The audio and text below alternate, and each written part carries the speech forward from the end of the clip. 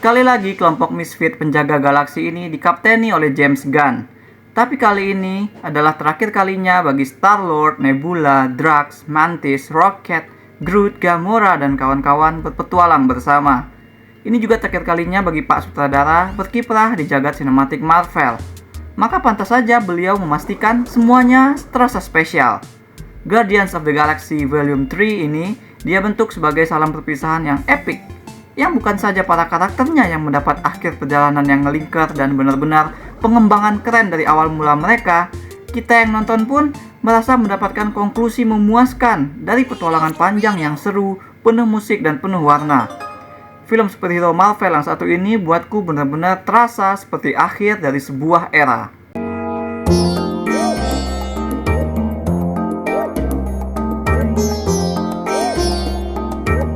Jalan cerita film ini juga sama seperti beberapa film Marvel belakangan. Konten di dunianya sendiri, not really meddling around dengan multiverse yang membingungkan, dan terasa seperti episode kartun minggu pagi. Jadi akibat serangan mendadak Adam Warlock ke Nowhere, ke kota tempat mereka tinggal, Rocket terluka parah. Ini menyadarkan Peter Quill yang masih depresi telah kehilangan Gamora. Nggak mau kehilangan Rocket yang dianggap sebagai teman baik, Peter mengajak para Guardians yang lain untuk menginfiltrasi lab tempat Rocket diciptakan. Tapi aksi penyelamatan oleh Star-Lord dan kawan-kawannya itu ternyata adalah jebakan. Karena dalang dibalik penyerangan kota mereka adalah si High Evolutionary, orang yang merasa dirinya Tuhan, orang yang ingin menciptakan spesies dan dunia yang sempurna, orang kejam yang bereksperimen dengan berbagai macam hewan dan tanpa kasihan membunuhi ciptaannya ketika gagal. Rocket actually adalah ciptaannya yang sukses, dan sekarang dia bermaksud untuk mengambil kembali otak cerdas milik si Raccoon. Nah, cerita petualangan superhero bermuatan seperti yang dipunya oleh film ini memang seolah ditakdirkan untuk sukses. Gampang disukai. Gimana tidak? Guardians of the Galaxy punya karakter yang begitu colorful sifatnya. Karakter yang sudah matang dimasak dari at least 2 film sebelumnya. Interaksi mereka di sini jadi semakin natural. Ketika mereka bertengkar, saling menggoda, mereka terasa seperti keluarga beneran. Relate seperti interaksi antara orang-orang yang sudah sangat akrab. Duo Drax dan Mantis paling banyak mencuri tawa. Batista semakin jago nge-lock on timing komedinya. Sementara Pom Klementif pun semakin ahli membawakan karakternya yang bermata besar jadi adorable kayak cewek anime. Tapi tone ringan dan interaksi segar nggak terbatas hanya milik mereka. Volume 3 ini actually punya banyak karakter dan James Gunn nggak ragu untuk menggali sisi humanis dari mereka semua. Karen Gillan juga akan membuka sisi baru karakternya, karena di film ini Journey Nebula jadi salah satu yang circle back-nya berakhir paling manis. Nebula akan berinteraksi dengan lebih banyak orang. Dan bicara tentang lebih banyak orang, Volume 3 ini melakukan yang dilakukan oleh Taika Waititi pada karakter utama di 2 film Thor, tapi dilakukan kepada karakter anak buah musuh dan NPC, pada orang-orang ekstra gitu, menjadikan mereka bertingkah kayak orang normal di keseharian kita. Mereka semua kayak punya cerita dan kehidupan di luar momen mereka tampil di layar. Bahkan Adam Warlock-nya si Will Poulter pun, yang mestinya jadi sub-boss dengan kekuatan mengancam, ternyata dibuat grounded, ternyata dia sayang hewan gitu. Nah, hal ini membuat vibe film terasa semakin lebih dekat dan semakin kocak lagi. Tentunya hal yang paling penting untuk film ketiga adalah gimana untuk tetap fresh, tetap unik, atau paling enggak punya kebaruan yang dimunculkan dari elemen yang familiar. Nah, aspek ini terwujud lewat interaksi antara Gamora dengan para Guardians, khususnya dengan Peter Quill. Gamora yang bareng-bareng mereka, yang pacarnya si Peter itu kan udah tewas. Gamora yang di sini merupakan Gamora dari masa lalu yang belum kenal sama mereka. Gamora yang essentially pribadi yang berbeda, sehingga dinamika dia dengan karakter lain pun jadi berbeda. Nah, Peter yang masih belum move on, yang berusaha terus mendekati Gamora, sementara si cewek hijau yang kini anggota Ravager itu tuh menolak aja terus.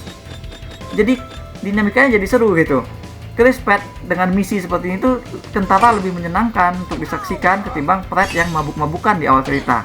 Nah, development kecil yang dimiliki oleh Gamora dan Peter terkait relasi mereka di sini jadi salah satu hati yang dipunya oleh film. Yang aku suka adalah film ini berani menegaskan diri sebagai salam perpisahan, sehingga relasi kedua orang tersebut semakin dewasa, semakin matang. Karena ini kan basically cerita tentang dua lover yang jadi orang asing. Beberapa dari kita mungkin bakal relate dengan kisah seperti ini. Nah, film bisa membantu mencapai closure yang matang dari gimana Gamora dan Peter berakhir nantinya. Selain itu, arahan Gunn memang terasa semakin matang memang. Volume 3 terasa semakin energik lewat aksi yang cepat di dunia yang imajinatif. Desain estetik lab biologisnya juga unik sekali. Terus juga nanti kontras ketika film mulai menyentuh elemen cerita yang lebih dark. Nah, yang paling kentara energiknya itu adalah gimana lagu-lagu rock populer yang sudah jadi ciri khas Guardians of the Galaxy dimasukkan sebagai suara-suara diegetik, suara yang beneran didengar oleh karakter di dalam cerita. Musik-musik itu selain bikin kita semakin seru menonton aksi yang dihadirkan, juga menambah layer adegan karena keberadaannya berhubungan langsung dengan pilihan karakter. Misalnya di opening, si Rocket berjalan keliling kota sambil muter lagu Creep. Nah, lagu itu kan cocok mewakili mood si Rocket yang awal itu memang lagi ngenang masa-masa dia baru diciptakan. Turns out, setelah kita sampai di bagian akhir film, kita telah tahu bahwa film ini tentang orang-orang tak sempurna yang membuat dunia jadi terasa sempurna. Lagu itu ternyata mewakili tema dan plot keseluruhan film. Lagu itu terdevelop juga gitu. Jadi nggak hanya sekedar asal nempel lagu. Bertahun-tahun High Evolutionary berusaha menciptakan spesies sempurna, membangun, menghancurkan, berulang-ulang, tapi dia tidak pernah mendapatkan kesempurnaan. Karena memang tidak ada yang sempurna. Hidup penuh oleh hal-hal yang tidak sempurna, oleh orang-orang yang tak sempurna. Justru dari situlah datangnya harmoni yang menjadikan hidup berharga. Guardians of the Galaxy pada akhirnya merayakan ketidaksempurnaan karakter-karakternya. Salam perpisahan Peter Quill sejatinya adalah salamnya kembali pulang ke rumah, kepada keluarganya yang tidak sempurna. Nah, selain sebagai salam perpisahan, film ini tepatnya bertindak sebagai transisi. Era James Gunn dengan Guardian Galaksinya memang telah berakhir, tapi seperti yang ditampilkan pada mid-credit scene, akan ada Guardian Galaksi generasi baru. Film volume 3 ini dengan baik mengeset perpindahan itu dengan membuat kita menjadi lebih dekat mengenal sosok yang berpengaruh nantinya, yaitu si Rocket. Masa lalu Rocket sebagai makhluk ciptaan dan rakun beneran dieksplor habis-habisan di sini. Cerita akan bolak-balik antara misi penyelamatan oleh Star-Lord dengan flashback masa lalu Rocket. Bagian flashback yang disebar sana-sini tersebut memang penting dan tak bisa dipisahkan dari film. Tapi ada kalanya flashback ini jadi problem bagi keseluruhan penceritaan. Yang jelas tone-nya jadi aneh. Volume 3 really juggling dari ekstrim ke ekstrim, dari ekstrim fun ke ekstrim dark. Gunn memang berusaha menjaga ritme dengan editing dan timing yang precise membangun feeling. Hanya saja, nggak semua yang sama ritmenya itu make sense gitu. Kayak soal Rocket yang berkata dia nggak akan membunuh karena dia adalah Guardians of the Galaxy.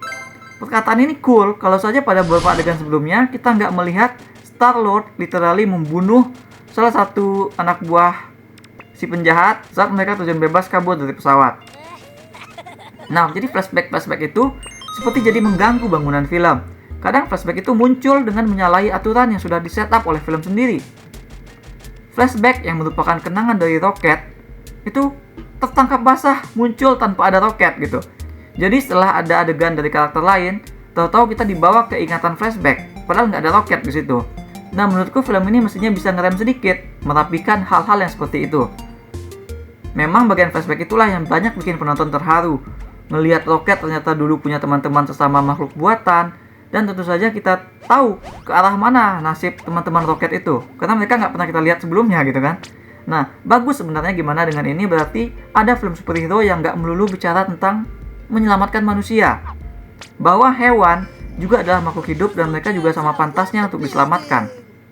Masalahnya buatku, penjahatnya, si High Evolutionary, tampak seperti penjahat kartun yang kejam dan jahat aja gitu. Gampang mancing simpati dan hit dari penonton kalau kita punya orang yang bertindak kejam dan berkata sangat keras kepada hewan atau makhluk lemah. Nah, menurutku mestinya si penjahat, si High Evolutionary ini mestinya bisa diperdalam sedikit lagi. Karena bahkan motivasinya yang pengen nyiptain spesies sempurna, dunia sempurna, mirip sama motivasi Thanos. Dan si Thanos sudah terbukti bisa digali dan punya dimensi lebih banyak. Sedangkan si High Evolutionary cuma kejam, melotot, teriak-teriak gitu kan. Masih mending kalau dia disamain sama penjahat kartun. Teriak ngamuk sekali lagi aja, bisa-bisa ngelihat dia jadi berasa sama kayak ngelihat mertua galak di sinetron Istri-Istri Tersiksa. Overall ini adalah nice send-off buat era superhero misfit yang dibesarkan oleh James Gunn.